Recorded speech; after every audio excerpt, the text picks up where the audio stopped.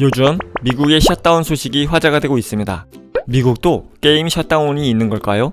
사실 미국의 셧다운은 게임 셧다운이 아니라 연방정부가 업무를 중단하는 사태인데요.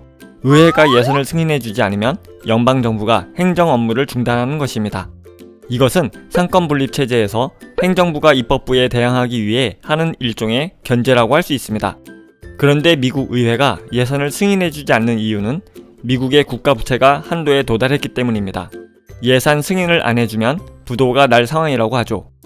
세계에서 둘째에 가라면 서러울 미국이 빚더미에 앉아있다니요. 잘 이해가 안 가는데요. 미국은 왜 이렇게 부채가 많아진 건가요?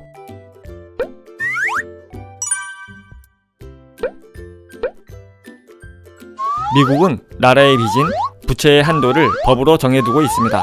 그 이상 빚을 지지 않도록 말이죠.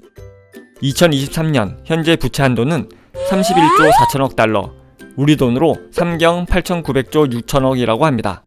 어마어마한 숫자죠. 그런데 2022년 3분기 기준으로 미국은 30조 9,289억 달러의 빚을 지고 있다고 합니다. 거의 한도에 다다랐네요. 이럴 때 의회는 부채 한도를 다시 늘리는 법 개정을 하는데요. 의회가 법 개정을 하지 않으면 부도가 나는 것입니다.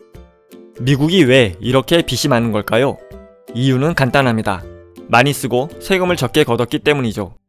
정치적인 인기를 위해 세금을 적게 걷는 정책을 펼치기도 하였고, 전쟁과 복지 등의 이유로 돈을 마구 지출했기 때문입니다. 게다가 금융위기를 겪으면서 계속 빚을 지게 되었죠. 미국의 부채는 국민 총생산 대비 137%나 된다고 합니다. 빚이 나라의 한 해 살림살이 규모를 훨씬 뛰어넘는다는 거죠. 하지만 미국이 버티는 이유는 세계 경제의 기준이 되는 달러를 발행하는 나라이고, 미국 국채의 신용도도 아주 좋기 때문입니다.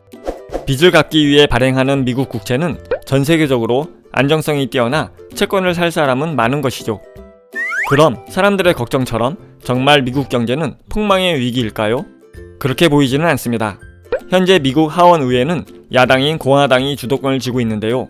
공화당은 민주당과 거래를 하기 위해 예산안을 지고 실랑이를 하고 있기 때문입니다.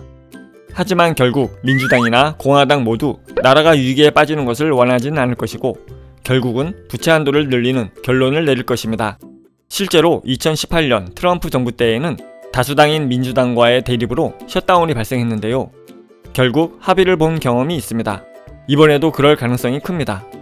오히려 위험한 것은 미국이 아니라 그 영향을 받는 주변국 경제라는데요.